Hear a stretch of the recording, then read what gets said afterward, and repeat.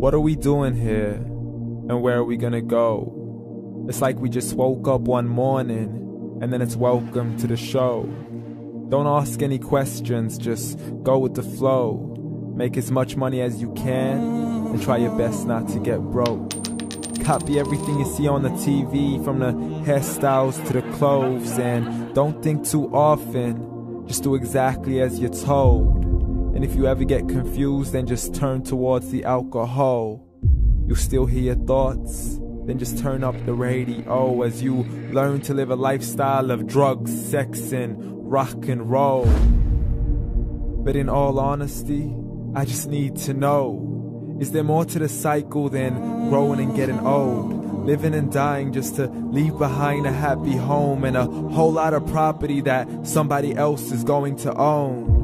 I just really need to know before the casket's closed, 'cause I'm not willing to gamble with my soul, nor am I ready to take any chances. These are just simple life questions and I'm just searching for some answers.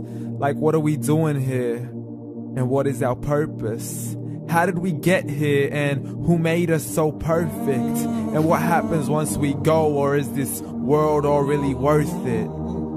Questions we don't answer because apparently we don't really have to. There's no purpose to this life and our existence is merely natural. Then in that case, please let me ask you, did you create yourself, or was it somebody else who had fashioned you? 'Cause you're a being that's impeccable, faultless and unparalleled. You're a product of supreme intelligence and I'm merely being rational. For there isn't a camera on this earth that can come close to the human eye, nor a computer that can compete alongside the human mind. And if the whole world was to come together, we wouldn't be able to create a single fly. So many signs, yet we still deny. As science tries to justify that all this could come from none, when it's a simple sum. 0 plus 0 plus 0 cannot possibly ever give you 1. So from where did all this order come? For everything has its origins, a maker, a creator of its own. I mean, the only reason you're watching this video is because somebody had to press upload. So we can believe in the Big Bang, but I'd rather believe in He who caused it to explode. Allah, the creator of everything along with every single soul. The ever-living, the master, the only one who is in control. Unlike his creation, beyond our imagination. And no, he's not a man, nor does he have any partners in association. He's on his own. And no, he did not ever leave us alone. Just like every manufacturer, he left us with an instruction manual. The Quran and Islam, and I'm sorry to jump to conclusions, but it's the only one possible. The only definition of God is the one and only supreme being. It's logical, a book with 0 contradictions, with miracles that are both scientific and historical, all revealed over 1400 years ago.